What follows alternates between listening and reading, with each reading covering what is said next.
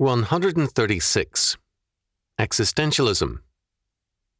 Chalcedon Report number 169, September 1979. I was on the stand in a church and Christian school trial, and the church's attorney, Charles Craze, was questioning me about the biblical doctrine of church and state and its relationship to the First Amendment. The state attorney objected to the line of questioning and testimony as, quote, irrelevant, end quote.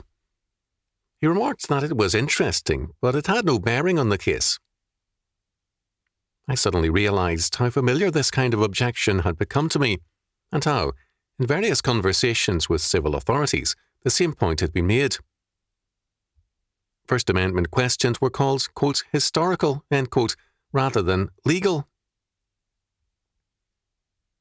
One of our failures as Christians is to assume that the humanists think exactly as we do on everything except the Lord. However, the essence of unbelief is that the whole of life, the world and history are viewed very differently. As practicing existentialists, these civil officials see the First Amendment as a part of the dead past. It must not bind them. Truth springs out of the existential moment, not from God. The past has meaning only for the past, not for the present. Hence, an argument which rests on a faith and on history, that is, the accumulated victories of the faith in history, is to them irrelevant. The existentialist uses the past. He sees no binding force coming from above nor behind in time.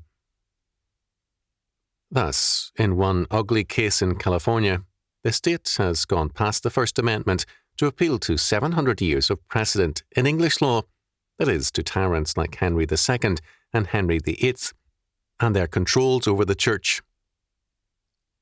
Where there is existentialism, there is no law, only the arbitrary acts of the moment. The existential moment makes its laws in terms of its present demands. The nature of law has changed over the centuries, as faith has changed. In Western civilization, under Christian influence, the source of law was God and His Word, the Bible. God being sovereign, He alone could be the source of law, because law-making is an attribute of sovereignty.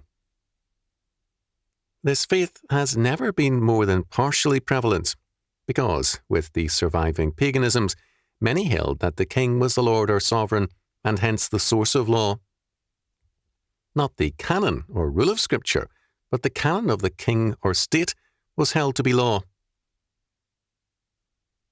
With the Enlightenment, this faith triumphed, first as the divine right of kings, and then as the divine right of parliaments, or of the peoples.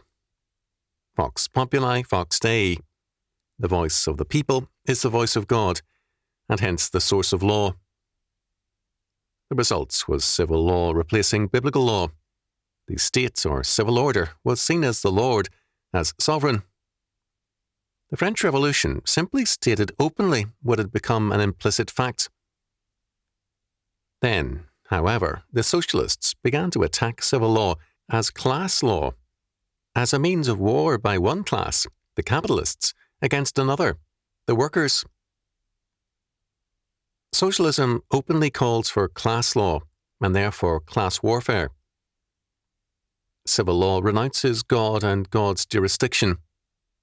Class law renounces God and all men who are not of the working class, and it reserves the right to define by death anyone who does not belong to that class. The existentialists have had close affinities to Marxism, as well as family quarrels.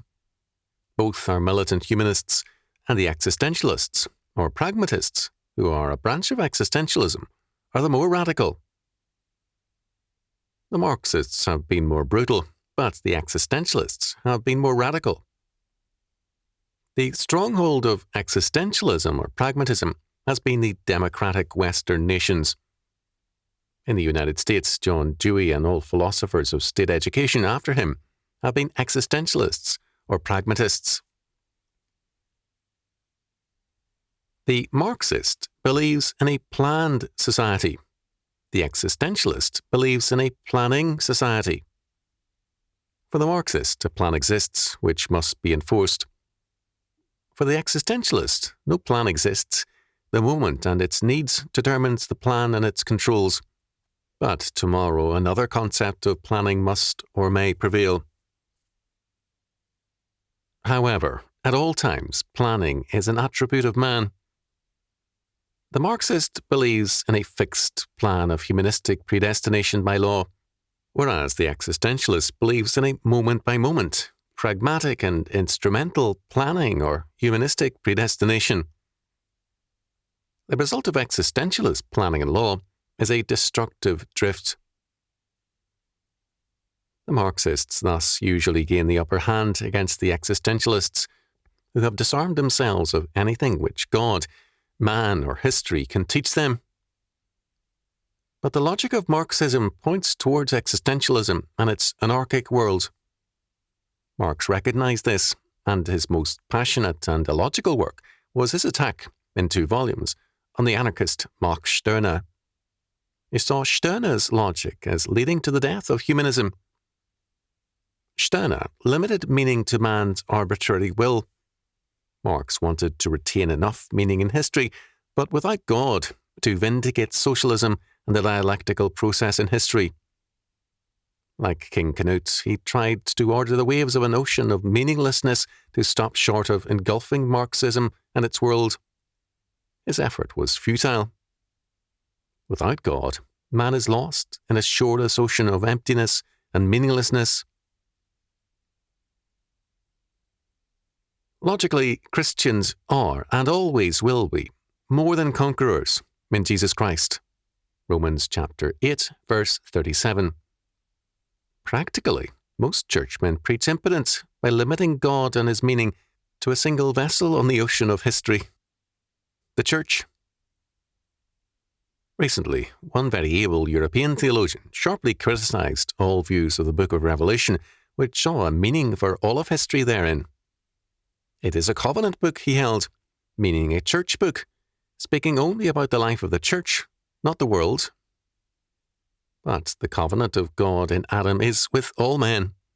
All men are thus covenant breakers or law breakers. The covenant renewed in Christ requires all men to confess God in every state and institution, or else be judged and broken by the King. When we limit the covenant to the church, we have no law and no gospel. The word gospel, after all, was an imperial political word, meaning that the Saviour King has ascended to the throne and he reigns. If Christ does not reign, we are without gospel, law, or hope. But he reigns and shall prevail, and the gates of hell shall not be able to hold out against his ecclesia or kingdom. Matthew chapter 16, verse 18.